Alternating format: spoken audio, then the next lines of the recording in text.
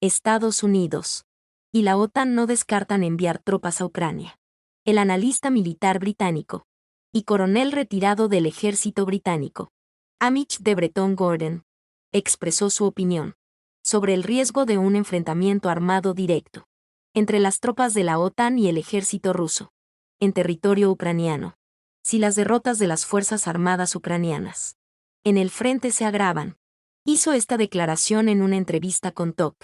Según el experto, si la situación en el frente evoluciona desfavorablemente para Ucrania y sus aliados occidentales, la Alianza del Atlántico Norte podría entrar en un conflicto directo con Rusia en los próximos años. De Breton Gordon destacó que Estados Unidos y la Unión Europea ya han tomado medidas importantes para apoyar a Ucrania, con la excepción del envío de sus tropas al territorio ucraniano. Sin embargo, no descarta que en caso de emergencia, dicha medida pueda ser revisada. Actualmente, Occidente está discutiendo activamente los riesgos y consecuencias potenciales de la derrota de Ucrania para los países de la OTAN. Algunos expertos y políticos sostienen que Occidente no puede darse el lujo de perder Ucrania, porque pondría en peligro los intereses estratégicos de la alianza en Europa del Este. 2023. Se cumplió la ironía de cómo Ucrania iba de victoria en victoria hasta su derrota final. 2023 ha sido un año en el que hemos vivido peligrosamente. Además, porque arrastramos los conflictos que ya vienen de atrás. No es solamente el tema en Ucrania. Así lo explica el director del Instituto Español de Geopolítica, Juan Aguilar, al apuntar que este año 2024 será incluso más intenso. El foco principal estuvo en Ucrania. El analista avisa que hay más conflictos que vienen de atrás, algunos de los cuales estaban congelados y se han reactivado. Añade que en 2023 también empezaron a conocerse las consecuencias de la propia reestructuración del orden mundial, que lógicamente no es un proceso de meses, es un proceso de años y por lo tanto, vamos viendo fases del proceso. Todo lo anteriormente expuesto hace que los análisis tengan que hacerse con un poco de más perspectiva en el tiempo, pero sí que vemos como las señales que ya se produjeron en 2021-2022 se acentúan en 2023. Y estoy completamente seguro que en el año 2024 va a ser incluso más intenso en este tipo de cosas, asegura el experto. De todas formas, Aguilar reconoce que el suceso que más tiempo ha ocupado en los medios generalistas y corporativos en 2023 y porque es el que tiene ahora mismo el pivote donde se centran todos los focos, es la operación militar especial de Rusia en Ucrania, que hemos visto en el año 2023. Pues hemos visto el cumplimiento de esa frase, un poco irónica, que hemos repetido algunas veces, de cómo Ucrania iba de victoria en victoria, hasta la derrota final. Y así se ha ido cumpliendo.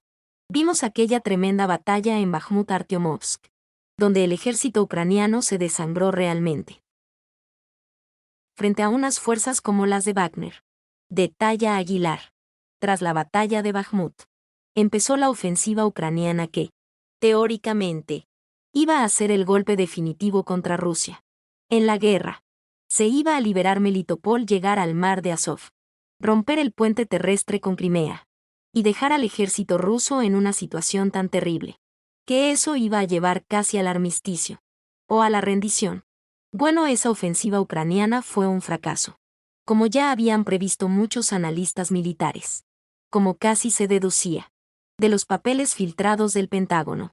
El fracaso de esa ofensiva lo que ha producido, conforme a la doctrina militar, de una guerra industrial y prolongada, es el agotamiento de la capacidad ofensiva de la OTAN.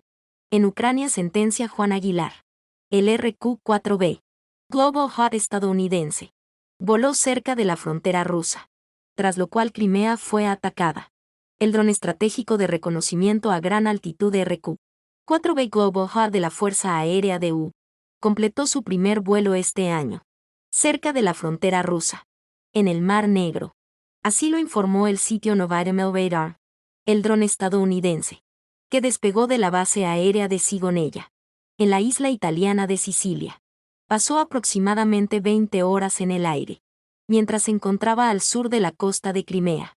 Sin embargo, como se señaló, el vuelo se realizó a una distancia considerable de las fronteras de Rusia. Esto sucedió por primera vez desde un incidente ocurrido en marzo del año pasado, cuando otro dron estadounidense MQ-9 Gripe de la Fuerza Aérea de Estados Unidos, según declaraciones de la parte estadounidense, cayó al mar después de volar cerca de aviones de combate ruso. Su-27 El Departamento Militar ruso dijo en ese momento que sus combatientes no utilizaron armas contra el dron estadounidense y que el motivo del accidente fueron sus maniobras abruptas. Sorprendentemente, apenas unas horas después de esto Ucrania atacó Crimea. Se informa que se derribaron 10 misiles, aunque aún no se han anunciado datos sobre los daños causados. Desconocidos intentaron prender fuego a un cazabombarderos Su-34 en un estacionamiento abierto, en un aeródromo militar de Chelyabinsk. Anoche hubo un intento de sabotaje destinado a destruir un avión Su-34. Este incidente fue informado por el canal Fighter Bomber Telegram. Según la información, en el aeródromo de Chelyabinsk-Sagol se produjo un intento de incendiar el avión. Al mismo tiempo, la fuente hace referencia a un video publicado por la Dirección Principal de Inteligencia GUR del Ministerio de Defensa de Ucrania, que afirma la ejecución exitosa del sabotaje y la destrucción del bombardero. Sin embargo, según la información presentada en el video, no hubo ningún incendio importante, y muchas fuentes en Rusia confirman que el incendio no se llevó a cabo. Surge una pregunta sobre la identidad del presunto pirómano. ¿Era un empleado de carrera de los servicios especiales ucranianos o un ciudadano ruso reclutado que actuaba por motivos ideológicos o mercantiles? Si se confirma el sabotaje, será necesario encontrar al atacante.